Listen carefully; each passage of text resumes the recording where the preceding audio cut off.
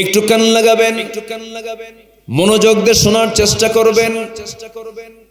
সাইয়্যিদিনা আবু বকর সিদ্দিক রাদিয়াল্লাহু তাআলা আনহু প্রচন্ড ক্ষুধার্ত অবস্থায় ঘরের মধ্যে ঢুকলেন।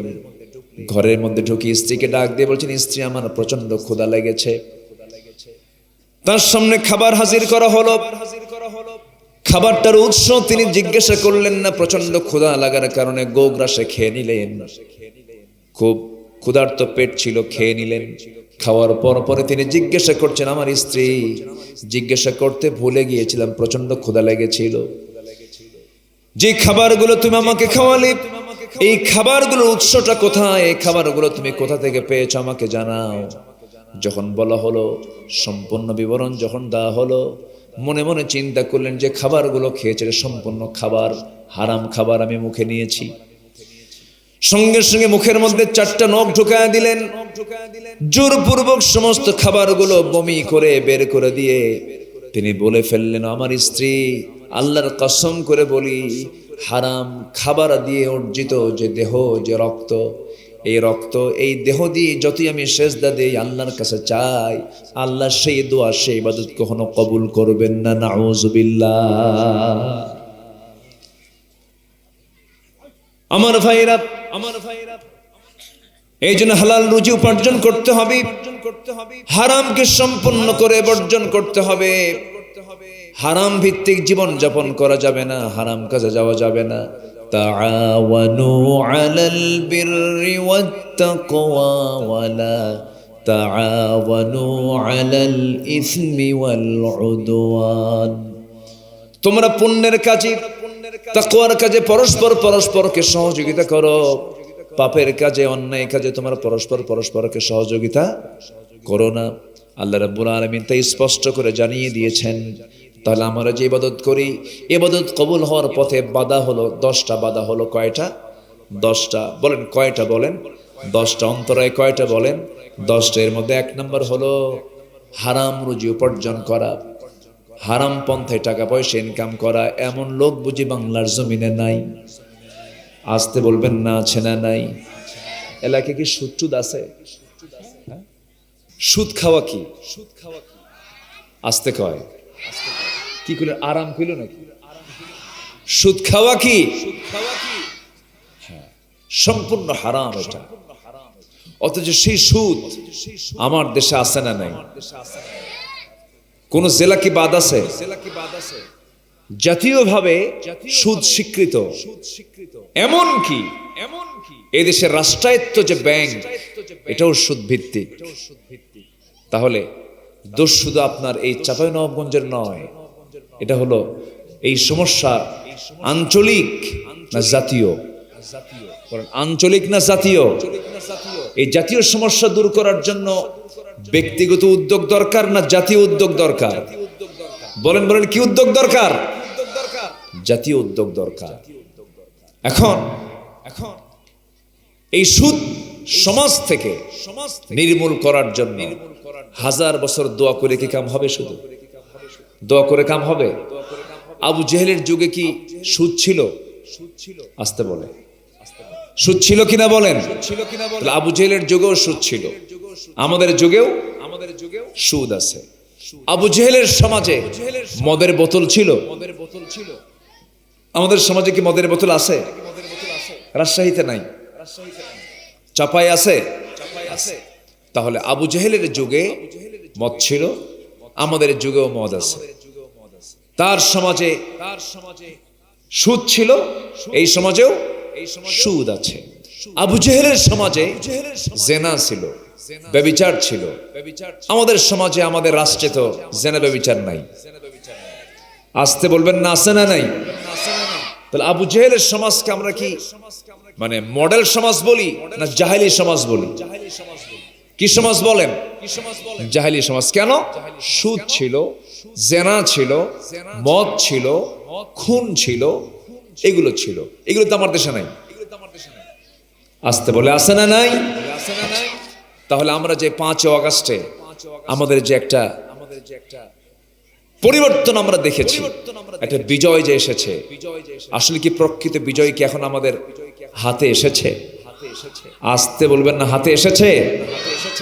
এই ওঠে কেন? এই যে এই কি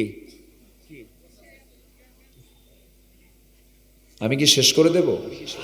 তো ওঠে কেন? এটি কি জনসভা না মাহফিল? বলেন বলেন, জনসভা না মাহফিল? এটা কি স্বাভাবিক জায়গা না ইবাদতের জায়গা? এটা সবের জায়গা। তো চট করে উঠলাম, চট করে বসলাম, মনে চাইলে বসলাম, মনে চাইলে উঠলাম, এটা এই জায়গা নয়। এটা হলো এমন একটা জায়গা, মাথায় রাখবেন, যতক্ষণ বসে আছি ততক্ষণ সওয়াব লিখতেছে ফেরেশতারা। যতক্ষণ থাকবো আমার আপনার আমল নামা থেকে গুনাহগুলো ঝরতে থাকবে। এত বরকতময় জায়গা থেকে আপনি নড়বেন কেন? একটু মনোযোগ দিয়ে কথাগুলো শুনুন। তাহলে আমার ইবাদত, আমার দোয়া সব কবুল হবে। শুধু শর্ত হলো 10টা অপকর্ম থেকে নিজেকে আমরা বাঁচাবো। এর 1 নম্বর অপকর্ম হলো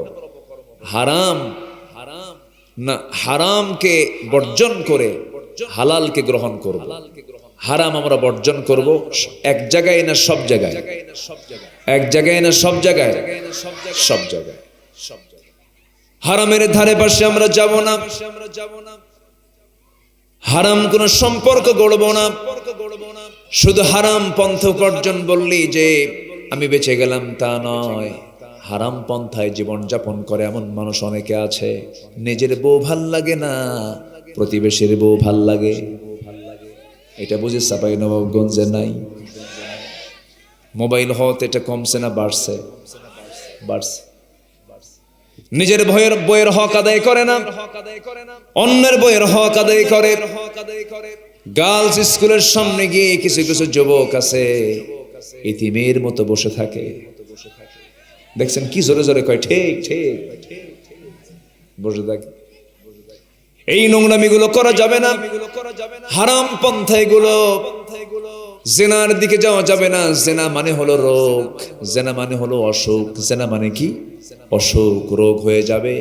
এই যে পৃথিবীতে নতুন নতুন রোগগুলো সৃষ্টি হয়েছে, এটার অন্যতম 1 নম্বর কারণ হলো অবাধ যৌনাচার। জিনার কারণে নতুন নতুন রোগ তৈরি হয়েছে, গনোরিয়া, সিফিলিস, এইডস, HIV। এই বড় বড় রোগগুলোর মূল কারণ হলো অবাধ যৌনাচার। এই সমস্ত অবৈধ মেলামেশার কারণে এই রোগগুলো সৃষ্টি হয়েছে। যুবকরা বিশেষ করে আমার মাহফিলে যারা আমি লক্ষ্য করে দেখছি, আজকে ম্যাক্সিমাম সব কাঁচা দাড়িওয়ালা মানুষ, কাঁচা চুলওয়ালা মানুষ, ইয়াং শ্রেণীর মানুষ সবচাইতে মাহফিলে বেশি। আলহামদুলিল্লাহ। যুবকদেরকে আমি উদাত্ত আহ্বান জানাবো, যৌবনকে কন্ট্রোল করো। হারাম কোন রিলেশন করবে না, অবৈধ কোনো পন্থা অবলম্বন করবে না, হারাম উপার্জন করবে না, সুদের কাছে যাবে না, অবৈধ রিলেশন করতে যাবে না। বিবাহ পূর্ব কোনো প্রেম হয় না। বিবাহ পূর্ব কোন সম্পর্ককে ইসলামে প্রেম বলেন, এটাকে বলে জেনা। অনেকে বলে হুজুর বিয়ে করছে আমার বউ আগের থেকেই পরিচিত ছিল, লাভ ম্যারেজ। আমি কই লুচ্চা ম্যারেজ। কি ম্যারেজ? বদমাইশি এগুলো, অথচ এগুলো ওপেন সিক্রেট। আপনি নবাবগঞ্জ কলেজ মাঠে চলে যান, রাজশাহী ইউনিভার্সিটির সামনে চলে যান, ঢাকা ইউনিভার্সিটির সামনে চলে যান, চট্টগ্রাম ইউনিভার্সিটির সামনে চলে যান। এই পবিত্র শিক্ষাঙ্গনগুলোর সামনে ছেলে মেয়ে জোড়ায় জোড়ায় গাছের গোড়ায় গড়ে বসে থাকে, জেকে রাজগার করে। কি জেকে রাজগার করে? এই যে নোংরামি গুলো, এটা কি বৈধ পন্থা না অবৈধ পন্থা? বলেন বৈধ না অবৈধ? বলেন। এই অবৈধ পন্থাগুলো আমি আপনি 1000 বছর ওয়াজ করে বন্ধ করতে পারবো না। সুদের কারবার আমি 1000 বছর ওয়াজ করে বন্ধ করতে পারবো না। জেনার কারবার বন্ধ করতে পারবো না। মদের দোকান কখনো বন্ধ করা যাবে না। এগুলো সব যদি বন্ধ করতে হয়, আরেকটা বিজয়ের জন্য প্ল্যান করতে হবে, সেটা হলো সকল দিনকে পরাজিত করে আল্লাহর জমিনে দিন কায়েমের সংগ্রামে ঝাঁপিয়ে পড়তে হবে মুসলমান। অর্থাৎ দিন হিসাবে ইসলাম এবং জাতি হিসাবে মুসলিম বুকে সাহস নিয়ে চলবে এমন একটি সুন্দর স্বাধীন প্ল্যাটফর্ম আমরা 5 অগস্টের পর একটু পেয়েছি। বলি আলহামদুলিল্লাহ। জোরে বলি আলহামদুলিল্লাহ। এই পরিবেশ তৈরি করে দিয়েছেন তিনি কে? আসতে বলবেন না, তিনি কে? আল্লাহ তাআলা। সম্মানিত ভাই সব, গত বছর আমি কোন বিষয়ে কথা বলেছি আমার মনে নাই। বিজ্ঞানময় কোরআন। হ্যাঁ, সুন্দর সুন্দর শ্রোতা মণ্ডলী আমাকে মনে রেখেছেন। সায়েন্স এবং কোরআন এর উপরে আমাকে সাবজেক্ট দেওয়া হয়েছিল, আমি কথা বলেছিলাম। এবছর একটা সাবজেক্ট তারা দিয়েছেন, আমি শুধু আসতে নিয়েই শুনলাম যে এই সাবজেক্ট আমার। আমি জানতাম না, আগে বলা হয়নি, আমি পাইনি এটা। সাবজেক্টটা হলো অবৈধ পন্থায় উপার্জন করার পরিণতি এবং ভয়াবহতা, অর্থাৎ হারাম উপার্জন, তার ভয়াবহতা, তার পরিণতি কি হতে পারে, এই বিষয়ে কিছু কথা আমাকে বলতে বলা হয়েছে। আমাকে সময় দেবেন তো নাকি? কারো কোনো সমস্যা নাই তো? জোরে বলি ইনশাআল্লাহ। আরো জোরে বলি ইনশাআল্লাহ। দূরের মানুষগুলো আজকে আসতে পারেন নাই, যারা 15 মাইল 20 মাইল 25 মাইল দূর থেকেও মাহফিলে আসেন। গত কয়েকদিন আগে আমার কুমিল্লা মাহফিল ছিল, সেখানে পার্শ্ববর্তী ত্রিপুরা, আসাম থেকেও মাহফিল অনেক শ্রোতা হাজির হয়েছিলেন। এই এলাকার মানুষ কোরআন প্রেমিক, দ্বীন প্রেমিক। তাদের মধ্যে, আপনাদের মধ্যে দ্বীন একটা চেতনা লালন করে, যা অনেক জেলাতেই নাই। এরপরেও আজকের এই প্রতিকূল আবহাওয়ার মাঝেও যারা এসেছেন, এক একজন বীর মুজাহিদের ভূমিকা পালন করেছেন। আলহামদুলিল্লাহ। জোরে বলি আলহামদুলিল্লাহ। সম্মানিত হাজিরিন, পৃথিবীতে চলার জন্য দুটো পথ, একটা হচ্ছে বৈধ পথ, আরেকটা কি? বলেন বলেন। অবৈধ পথ। একটা লিগ্যাল, একটা ইললিগ্যাল। একটা বৈধ, আরেকটা অবৈধ। একটা প্রহিবিটেড, আরেকটা হচ্ছে লেজিটিমেট। একটা হালাল, একটা হারাম। একটা ন্যায়, আরেকটা অন্যায়। একটা আলো, আরেকটা অন্ধকার। এরকম করি আল্লাহ তাআলা সবকিছুকে জোড়ায় জোড়ায় দিয়েছেন। হালাল ভিত্তিক জীবন যাপন করতে গেলে আগে বাদ দিতে হবে কি? হারাম। আগে বাদ দিতে হবে কি? হারাম। হারামের তালিকা কিন্তু খুব একটা বেশি না।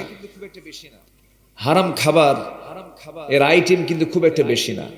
হালাল খাবারই কম দিয়েছেন না বেশি দিয়েছেন? বেশি আল্লাহ তাআলা দিয়েছেন।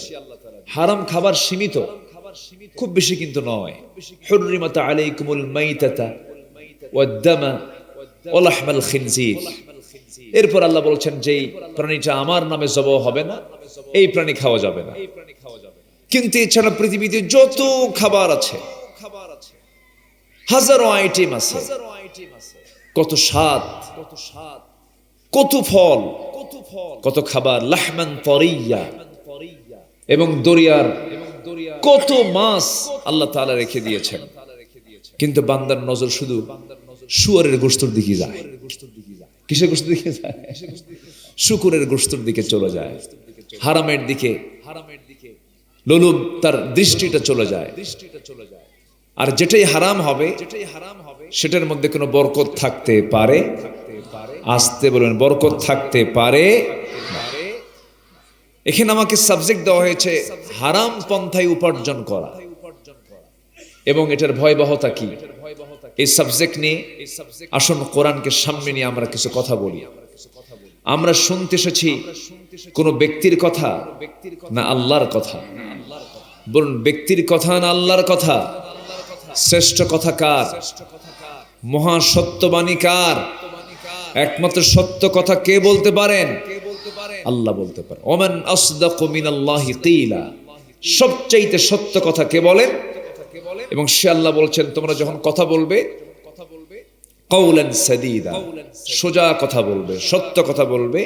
ওয়াকুলু লিন-নাসি হুসনা, সুন্দর ভাষায় সুন্দর করে কথা বলবে। সম্মানিত ভাইয়েরা, সে আল্লাহ তাআলার কথা, আল্লাহর কালাম কোরআন। আপনার জীবনে কত প্রশ্ন আছে, আপনি কোরআনকে করবেন। কোনটা হালাল কোনটা হারাম এটা বোঝার জন্য একমাত্র কিতাব কি বলেন তো? কোরআন। যেরকম একটা আয়াত আল্লাহ তাআলা কোনটা হালাল কোনটা হারাম বলে দিয়েছেন। আল্লাহ রাব্বুল আলামিন বলেছেন, আহাল্লাল্লাহুল বাই'a ওয়া হাররামার রিবা। আমার আল্লাহ বলছেন, সুদকে আমি হারাম করে দিয়েছি, ব্যবসাকে কি করেছি বলেন? আহাল্লাল্লাহু, হালাল করে দিয়েছেন।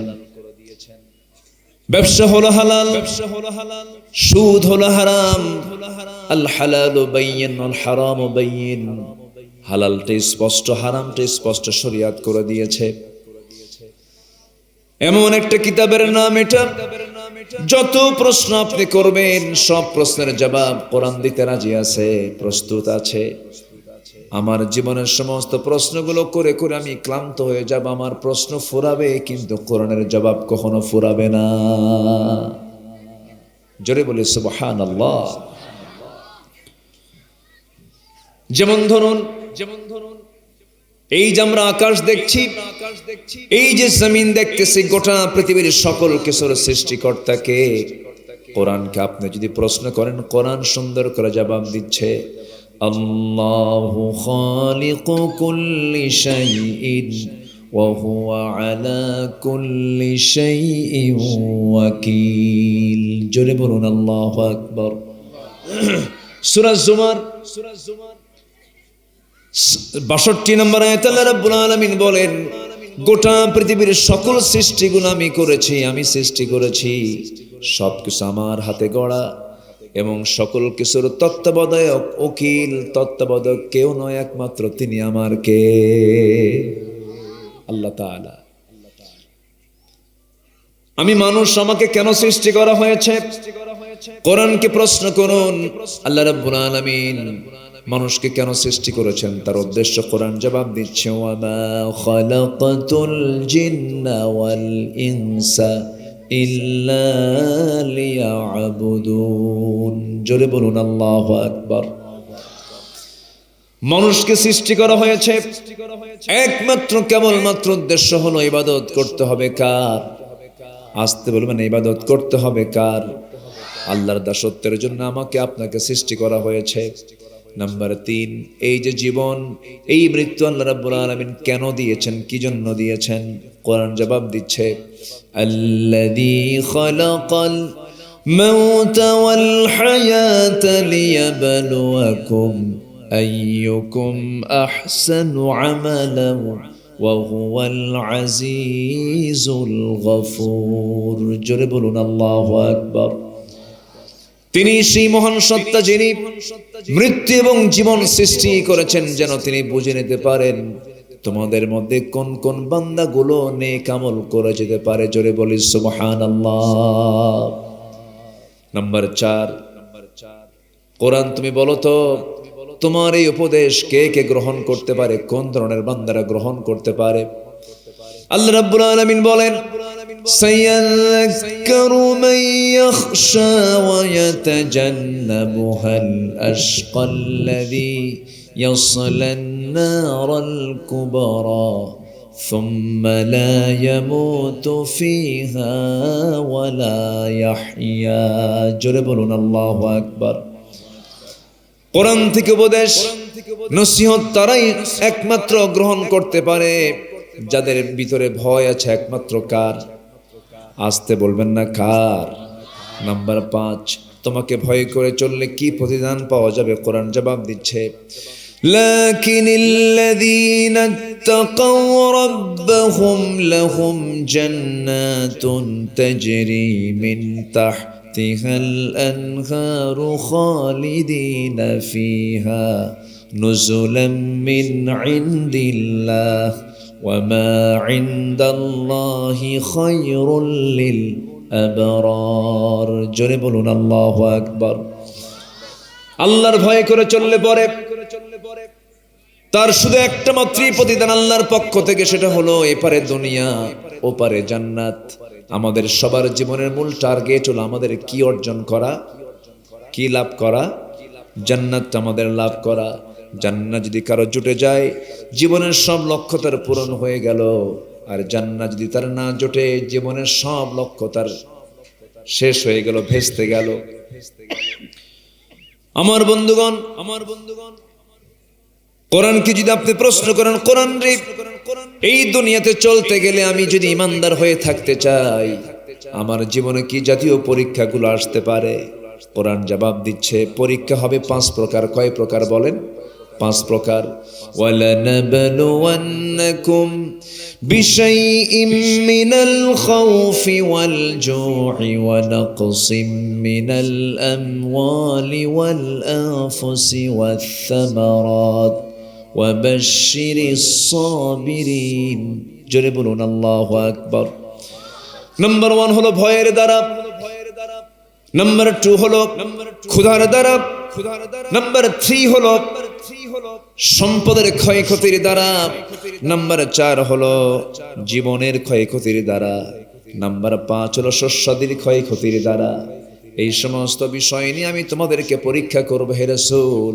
আপনি একমাত্র ধৈর্যশীলদেরকে এই বিষয়ে জানানটা দিয়ে দেন, আমি তাদেরকে পরীক্ষা করব। যারা বিপদে পড়লে পরে বলবে কি?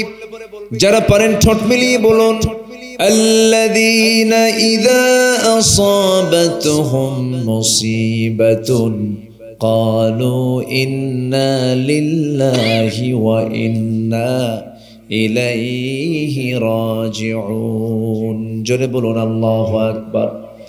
হাজারো বিপদে পড়ার পরও যে বান্দা বলে যা কিছু হয় একমাত্র কার ফয়সালা। জোরে বলুন, কার ফয়সালা?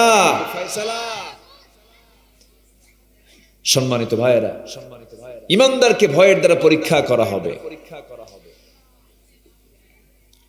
খোদার দ্বারা পরীক্ষা করা হবে। এটা কার কথা? আসতে বলুন, কার বক্তব্য এটা? দীর্ঘ 16 বছর এই দেশে বহু আল্লাহর পছন্দের গোলামরা পরীক্ষা দিয়েছেন। এই বিজয় হঠাৎ আসেনি।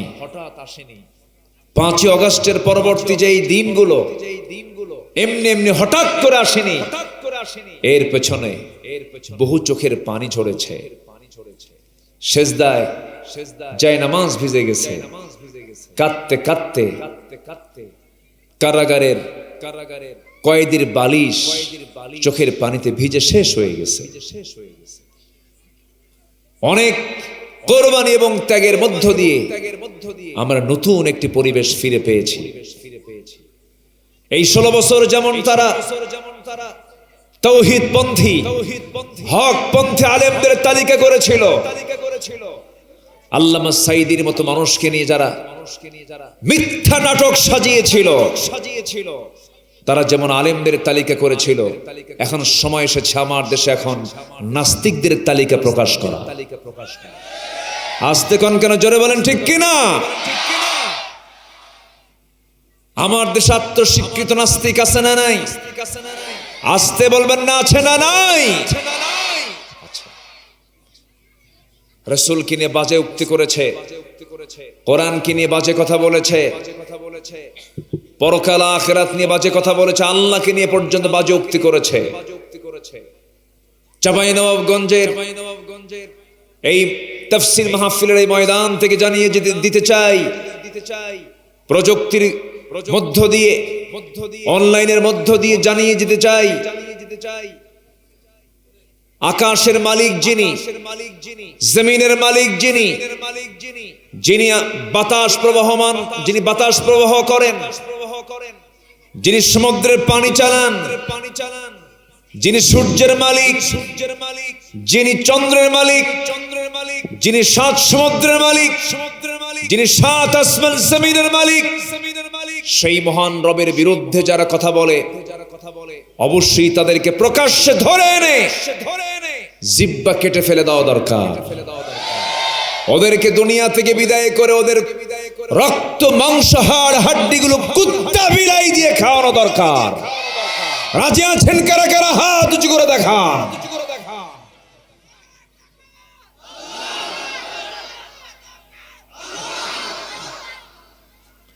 এত আস্তে, হাত নামান। আল্লাহ কবুল করুন, জোরে বলি আমিন, আরো জোরে আমিন। ওরা 16 বছর আলেমদেরকে ফতুয়া দিতে দেয়নি, ওরা নিজেরাই ফতুয়া দিয়েছে আগামীকাল ঈদুল আজহার জানাজা নামাজ। হ্যাঁ, সমস্যা নেই, ঈদুল আজহার জানাজা নামাজ হয়। হ্যাঁ, ঈদুল আজহার জানাজা নামাজ। ওরা বলেছে এতদিন ধরে আমার ফতুয়া শুনেছি লাকুম দীনুকুম ওয়ালিয়া দীন, বুখারী শরীফের 40 পারা। যারকান নাউযুবিল্লাহ। ওরা যদি সত্যিকার অর্থে কোরআন বুঝতো, কোরআনকে যদি পছন্দ করত, কোরআনের একটা দুইটা পাখিকে তারা কারাগারে রাখে না, অসংখ্য আলেম ওলামাকে তারা জেল খাটিয়েছে। আস্তে কোন কেন জেল খাটিয়েছে। সম্মানিত ভাইয়েরা, একটু কান লাগান, মনোযোগ দিয়ে আমরা কথাগুলো শুনি।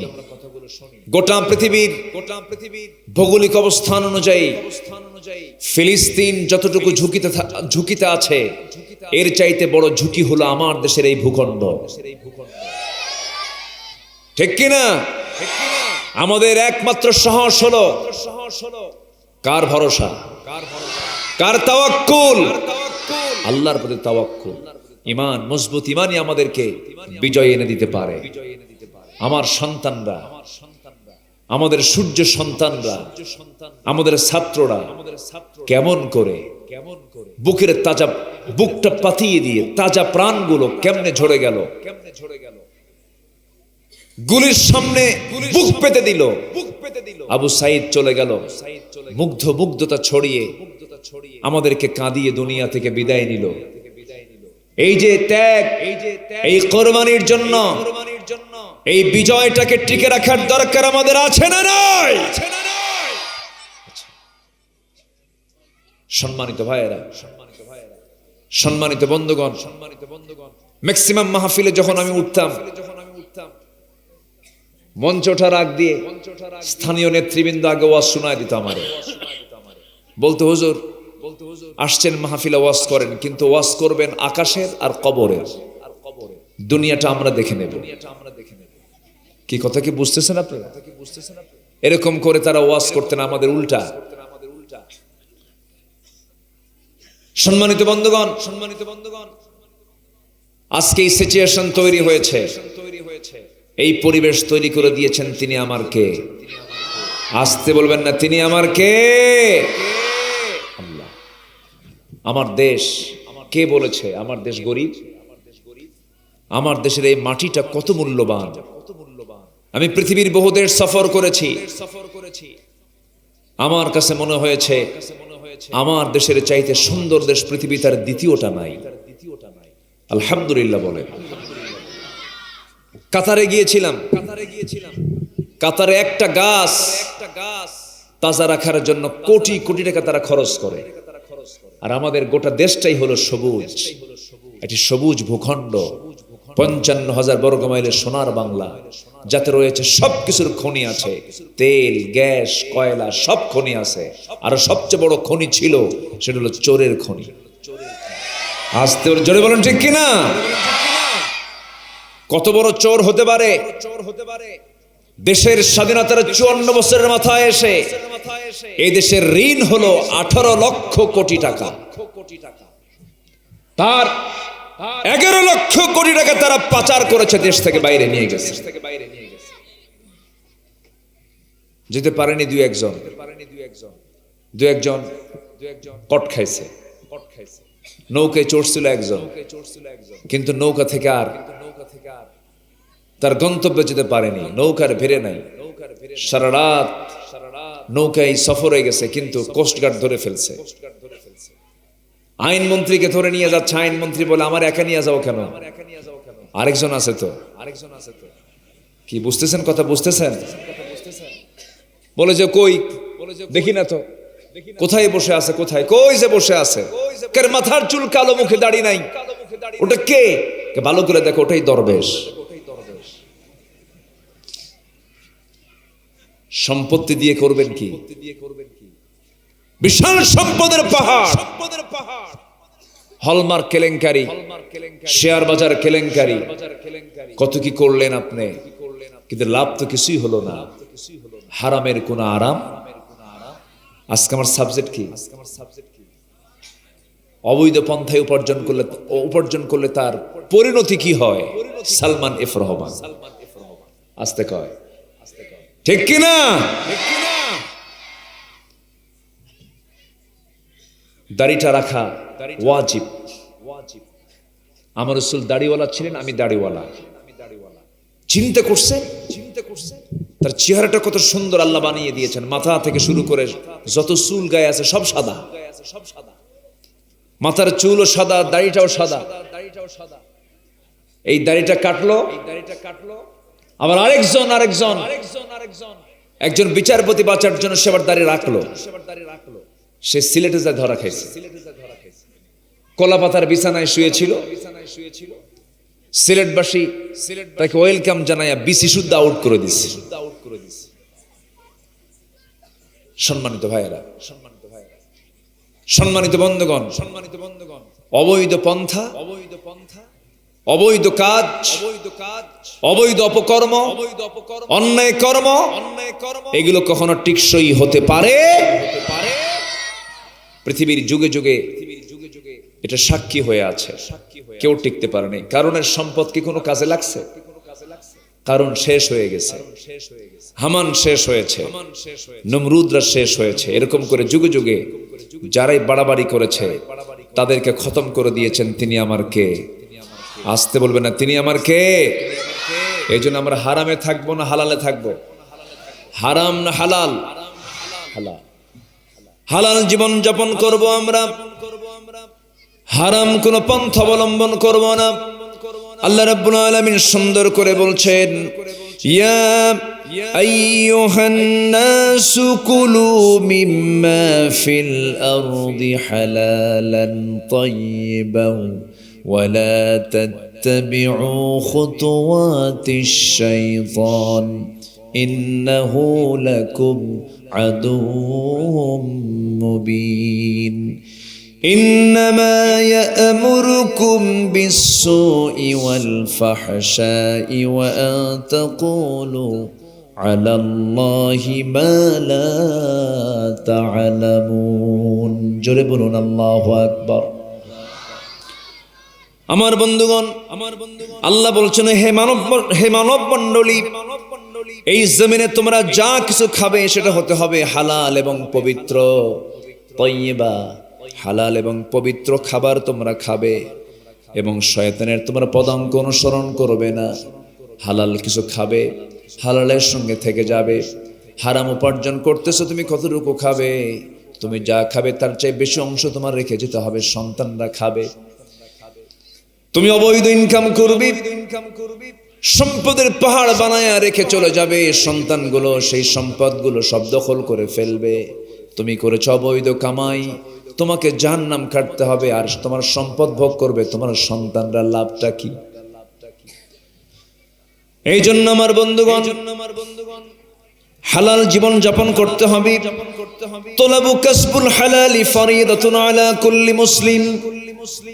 জ্ঞান অর্জন করা যেমন সবার জন্য ফরজ, তেমনি হালালের জ্ঞান অর্জন করা সবার জন্য, আস্তে কয়, সবার জন্য ফরজ। জানতে হবে কোনটা হারাম কোনটা হালাল, আমাদের জানা দরকার। আমার বন্ধুগণ, হারাম খাদ্য উপার্জিত, হারাম খাদ্যে গঠিত যে দেহ, এই দেহ দিয়ে নামাজ পড়লে নামাজ কবুল হবে না। হারাম খাবার খেয়ে জিহবা দিয়ে যা আল্লাহর কাছে চাইবো আমি, সেই চা আল্লাহর দরবারে মঞ্জুর হবে না।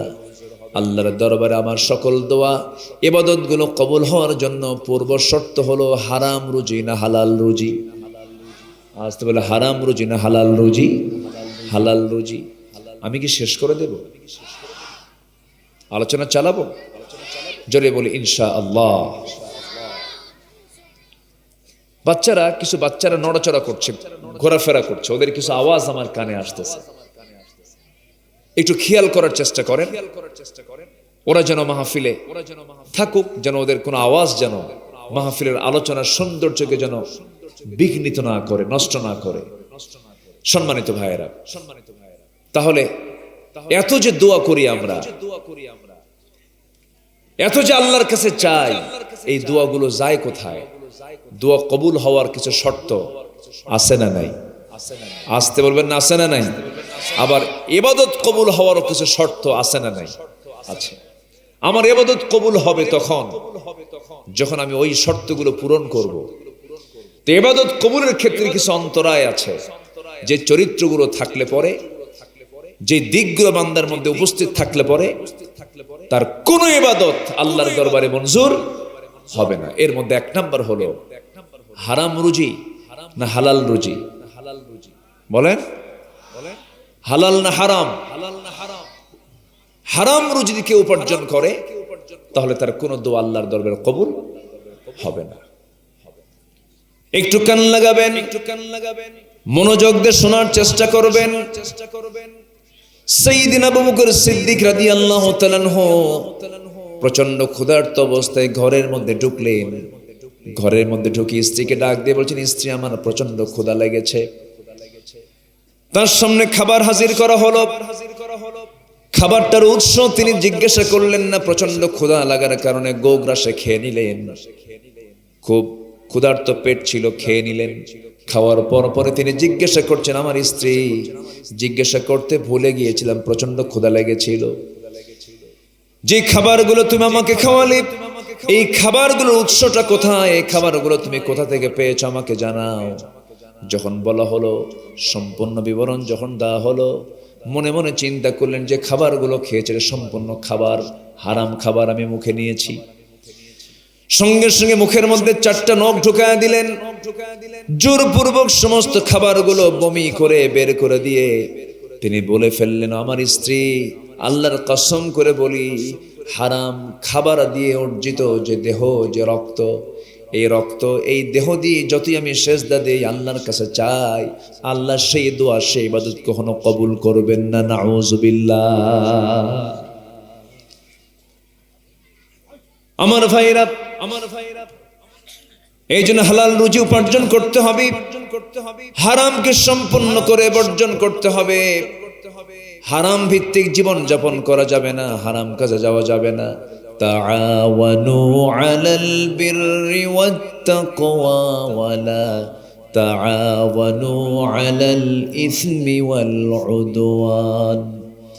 তোমরা পুণ্যের কাজে, তাকওয়ার কাজে পরস্পরকে সহযোগিতা করো, পাপের কাজে, অন্যায় কাজে তোমরা পরস্পরকে সহযোগিতা করো না। আল্লাহ রাব্বুল আলামিন তাই স্পষ্ট করে জানিয়ে দিয়েছেন। তাহলে আমরা যে ইবাদত করি, ইবাদত কবুল হওয়ার পথে বাধা হলো 10টা। বাধা হলো কয়টা? 10টা। বলেন কয়টা? বলেন 10টা। অন্তরায় কয়টা? বলেন 10টা। এর মধ্যে 1 নম্বর হলো হারাম রুজি উপার্জন করা, হারাম পন্থায় টাকা পয়সা ইনকাম করা। এমন লোক বুঝি বাংলার জমিনে নাই? আসতে বলবেন না, আছে না নাই? এলাকায় কি সুদ আছে? সুদ খাওয়া কি? আসতে কয় কি করে? আরাম কইল নাকি?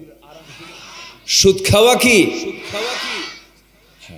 সম্পূর্ণ হারাম এটা। অথচ সেই সুদ আমার দেশে আছে না নাই? কোন জেলা কি বাদ আছে? জাতীয়ভাবে সুদ স্বীকৃত। এমনকি এদেশের রাষ্ট্রায়ত্ত যে ব্যাংক, এটাও সুদ ভিত্তিক। তাহলে দোষ শুধু আপনার এই চাঁপাইনবাবগঞ্জের নয়, এটা হলো এই সমস্যা আঞ্চলিক না জাতীয়? আঞ্চলিক না জাতীয়? এই জাতীয় সমস্যা দূর করার জন্য ব্যক্তিগত উদ্যোগ দরকার না জাতীয় উদ্যোগ দরকার? বলেন কি উদ্যোগ দরকার? জাতীয় উদ্যোগ দরকার। এখন এই সুদ সমাজ থেকে নির্মূল করার জন্য 1000 বছর দোয়া করে কি কাম হবে? শুধু দোয়া করে কাম হবে? আবু জেহেলের যুগে কি সুদ ছিল? আসতে বলে সুদ ছিল কিনা বলেন? আবু জেহেলের যুগেও সুদ ছিল, আমাদের যুগেও সুদ আছে। আবু জেহেলের সমাজে মদের বোতল ছিল, আমাদের সমাজে কি মদের বোতল আছে? রাজশাহীতে নাই, চাপায় আছে। তাহলে আবু জেহেলের যুগে মদ ছিল, আমাদের যুগেও মদ আছে। তার সমাজে সুদ ছিল, এই সমাজেও সুদ আছে। আবু জেহেলের সমাজে জেনা ছিল, ব্যভিচার ছিল। আমাদের সমাজে, আমাদের রাষ্ট্রে তো জেনা ব্যভিচার নাই। আসতে বলবেন না, আছে না নাই? তাহলে আবু জেহেলের সমাজকে আমরা কি মানে মডেল সমাজ বলি না জাহেলি সমাজ বলি? কি সমাজ বলেন? জাহেলি সমাজ। কেন? সুদ ছিল, জেনা ছিল, মদ ছিল, খুন ছিল, এগুলো ছিল। এগুলো তো আমার দেশে নাই। আসতে বলে আছে না নাই? তাহলে আমরা যে 5 আগস্টে আমাদের যে একটা পরিবর্তন আমরা দেখেছি, একটা বিজয় যে এসেছে, আসলে কি প্রকৃত বিজয় কি এখন আমাদের হাতে এসেছে? আসতে বলবেন না, হাতে এসেছে। এই ওঠে কেন? এই যে এই কি আমি কি শেষ করে দেব? তো ওঠে কেন? এটি কি জনসভা না মাহফিল? বলেন বলেন, জনসভা না মাহফিল? এটা কি স্বাভাবিক জায়গা না ইবাদতের জায়গা? এটা সবের জায়গা। তো চট করে উঠলাম, চট করে বসলাম, মনে চাইলে বসলাম, মনে চাইলে উঠলাম, এটা এই জায়গা নয়। এটা হলো এমন একটা জায়গা, মাথায় রাখবেন, যতক্ষণ বসে আছি ততক্ষণ সওয়াব লিখতেছে ফেরেশতারা। যতক্ষণ থাকবো আমার আপনার আমল নামা থেকে গুনাহগুলো ঝরতে থাকবে।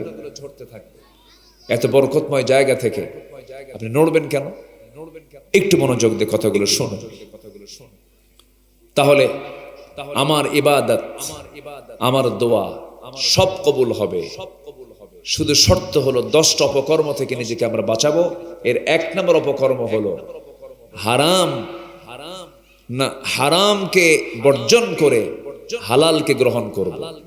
হারাম আমরা বর্জন করব, এক জায়গায় না সব জায়গায়? এক জায়গায় না সব জায়গায়? সব জায়গায়। হারামের ধারে পাশে আমরা যাব না, হারাম কোন সম্পর্ক গড়ব না। শুধু হারাম পন্থা উপার্জন বললি যে আমি বেঁচে গেলাম তা নয়। হারাম পন্থায় জীবন যাপন করে এমন মানুষ অনেকে আছে, নিজের বউ ভাল লাগে না, প্রতিবেশীর বউ ভাল লাগে। এটা বুঝে চাঁপাইনবাবগঞ্জে নাই? মোবাইল হতে এটা কমছে না বাড়ছে? বাড়ছে। নিজের বইয়ের হক আদায় করে না, অন্যের বইয়ের হক আদায় করে। গার্লস স্কুলের সামনে গিয়ে কিছু কিছু যুবক আছে ইতিমের মতো বসে থাকে। দেখছেন কি জোরে জোরে কয় ঠিক ঠিক, বসে থাকে। এই নোংরামিগুলো করা যাবে না, হারাম পন্থা এগুলো। জেনার দিকে যাওয়া যাবে না। জেনা মানে হলো রোগ, জেনা মানে হলো অসুখ। জেনা মানে কি? অসুখ, রোগ হয়ে যাবে। এই যে পৃথিবীতে নতুন নতুন রোগগুলো সৃষ্টি হয়েছে, এটার অন্যতম 1 নম্বর কারণ হলো অবাধ যৌনাচার। জিনার কারণে নতুন নতুন রোগ তৈরি হয়েছে, গনোরিয়া, সিফিলিস, এইডস, HIV। এই বড় বড় রোগগুলোর মূল কারণ হলো অবাধ যৌনাচার। এই সমস্ত অবৈধ মেলামেশার কারণে এই রোগগুলো সৃষ্টি হয়েছে। যুবকরা বিশেষ করে আমার মাহফিলে যারা আমি লক্ষ্য করে দেখছি, আজকে ম্যাক্সিমাম সব কাঁচা দাড়িওয়ালা মানুষ, কাঁচা চুলওয়ালা মানুষ, ইয়াং শ্রেণীর মানুষ সবচাইতে মাহফিলে বেশি। আলহামদুলিল্লাহ। যুবকদেরকে আমি উদাত্ত আহ্বান জানাবো, যৌবনকে কন্ট্রোল করো।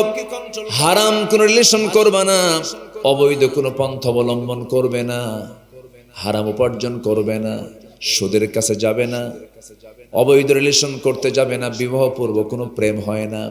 বিবাহ পূর্ব কোন সম্পর্ককে ইসলামে প্রেম বলেন, এটাকে বলে জেনা। অনেকে বলে হুজুর বিয়ে করছে আমার বউ আগের থেকেই পরিচিত ছিল, লাভ ম্যারেজ। আমি কই লুচ্চা ম্যারেজ। কি ম্যারেজ? বদমাইশি এগুলো। অথচ এগুলো ওপেন সিক্রেট। আপনি নবাবগঞ্জ কলেজ মাঠে চলে যান, রাজশাহী ইউনিভার্সিটির সামনে চলে যান, ঢাকা ইউনিভার্সিটির সামনে চলে যান, চট্টগ্রাম ইউনিভার্সিটির সামনে চলে যান, এই পবিত্র শিক্ষাঙ্গনগুলোর সামনে ছেলে মেয়ে জোড়ায় জোড়ায় গাছের গোড়ায় গড়ে বসে থাকে, জিকির আজগার করে। কি জিকির আজগার করে? এই যে নোংরামিগুলো, এটা কি বৈধ পন্থা না অবৈধ পন্থা? বলেন বৈধ না অবৈধ? বলেন। এই অবৈধ পন্থাগুলো আমি আপনি 1000 বছর ওয়াজ করে বন্ধ করতে পারবো না। সুদের কারবার আমি 1000 বছর ওয়াজ করে বন্ধ করতে পারবো না। জেনার কারবার বন্ধ করতে পারবো না। মদের দোকান কখনো বন্ধ করা যাবে না। এগুলো সব যদি বন্ধ করতে হয়, আরেকটা বিজয়ের জন্য প্ল্যান করতে হবে, সেটা হলো সকল দিনকে পরাজিত করে আল্লাহর জমিনে দিন কায়েমের সংগ্রামে ঝাঁপিয়ে পড়তে হবে মুসলমান। এই কাজ সবার জন্যই জরুরি, সবার জন্যই ফরজ।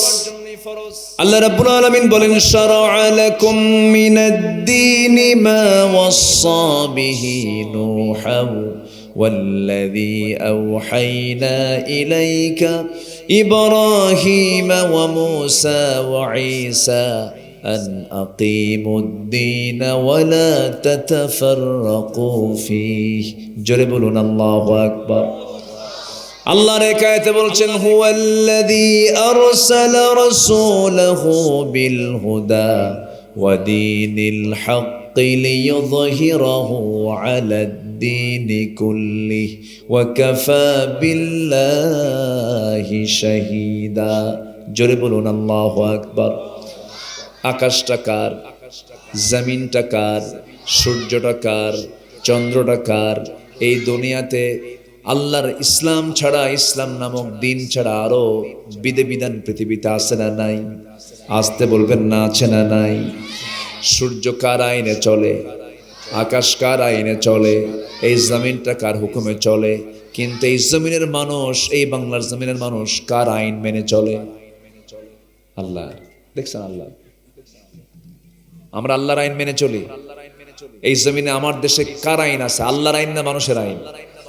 আজ থেকে আল্লাহর আইন না মানুষের আইন? তাহলে কি আমাদের কাজ কি হয়ে গেছে না কাজ শুরু হচ্ছে? বলেন বলেন বলেন। আমাদের কাজ কি হয়ে গেছে না আমাদের কাজের কর্মসূচি নতুন করে শুরু হচ্ছে? শুরু হচ্ছে। আমার বন্ধুগণ,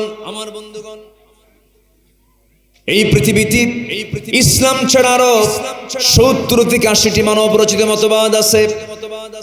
আমেরিকাতে পুঁজিবাদ, রাশিয়ায় হলো সমাজতন্ত্র, এরকম করে বিশ্বের বিভিন্ন দেশে সেকুলারিজম, সোশিয়ালিজম, ক্যাপিটালিজম, কমিউনিজম, এই চীন সহ গোটা দুনিয়ার সমস্ত রাষ্ট্রগুলোতে ম্যাক্সিমাম জায়গায় মানুষের তৈরি করা বিধান চালু আছে। তারই অংশ হিসাবে 18 কোটি থেকে 20 কোটি মানুষের বসবাস এই বাংলার জমিনে। এই জমিনেও এখন জাইনটা আছে আল্লাহর না মানুষের? আসতে বলবেন আল্লাহর না মানুষের? এটা কি বৈধ না অবৈধ? এটা হালাল না হারাম? এটাও হারাম। শুধু হারাম পন্থে উপার্জন বিষয় নয়, সমস্ত হারাম কি বর্জন করতে হবে। হারাম কাজ, হারাম কর্ম, হারাম চিন্তা, হারাম খাদ্য, হারাম পথ সব ধরবো না ছাড়বো? ছেড়ে দিতে হবে। আমার দেশে ইসলামী দল ছাড়া আরো দল আছে না নাই? অন ইসলামী দলও আছে না নাই? তাহলে একটা দল যদি হালাল হয়, আর একটা দল কি হবে? আসতে বলে জোরমান, আরেকটা দল কি হবে? হারাম হবে। আমার বন্ধুগণ, এমন দল আমার দেশে আছে, দলীয় জনসভা বিকালবেলা দলের কর্মীরা জনসভায় হাজির হয়ে গেল, জোহরের আজান হলো, নামাজ নাই, আসর গেল, নামাজ নাই, মাগরিব গেল, নামাজ নাই। অথচ জোহর, আসর, মাগরিব তিনটাই ফরজ নামাজ। এই 3 ফরজ নামাজের সময় নেতাও নামাজ পড়লো না, কর্মীও নামাজ পড়লো না। যে দলের কর্মসূচিতে, যে দলের দলীয় কর্মসূচিতে নামাজের কর্মসূচি থাকে না, সেই দল কখনো বৈধ দল হতে পারে না, সেই দল কখনো আল্লাহর দল হতে পারে না। ঠিক কিনা? বৈধ দল কোনটা, হক দল কোনটা, বাতিলরা ভালো করে চেনে। কারা ভালো করে চেনে? বাতিলরা ভালো করে চেনে। সাধারণভাবে সবাই না চিনতে পারলেও বাতিলরা ঠিকই চেনে কোনটা হক দল। রাসূলকে চিনেছিল আবু জেহেল, মুসাকে চিনেছিল ফেরাউন, ইব্রাহিমকে চিনেছিল নমরুদ, ঠিক কিনা? আমার দেশে 5 আগস্টের কয়েকদিন আগে এই দেশে শতাধিক দল থাকার পরেও, এই দেশে ইসলামী দল একাধিক থাকার পর আমার দেশে ইসলামী দল বিভিন্ন গ্রুপে গ্রুপে মোট 51টা দল। কয়টা দল বলেন? 51টা দল। এতগুলো দল থাকার পরেও, আরো দুনিয়ার দল থাকার পরও কোন দল নিষিদ্ধ করে নাই। দল নিষিদ্ধ করছে কয়টা? আজ থেকে কয়টা? ওরা জানে এটাই মূল। ওরা জানে কি? এটাই মূল। কিন্তু ওরা বোঝে নাই এই দল পৃথিবীর কোন মানুষের তৈরি করা দল নয়। যারা ইসলামী দল করে তারা কার দল করে? আসতে বলবেন না, কার দল করে? ওরা ভেবেছিল এটা বুঝি পৃথিবীর কোন মানুষের দল, কিন্তু না, ইসলাম কোন ব্যক্তির নয়, ইসলাম হলো আল্লাহর। তারা ইসলামকে নিষিদ্ধ করার 7 দিনও যায় নাই, তারা নিষিদ্ধ হয়ে গেছে।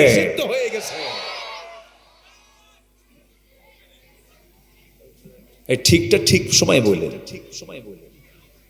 একটু লেট না, লেট গ্রুপ হয়ে গেছে। আমি কি আলোচনা চালাবো? কারো কোনো আপত্তি নাই তো? জোরে বলি ইনশাআল্লাহ। আরো জোরে বলি ইনশাআল্লাহ।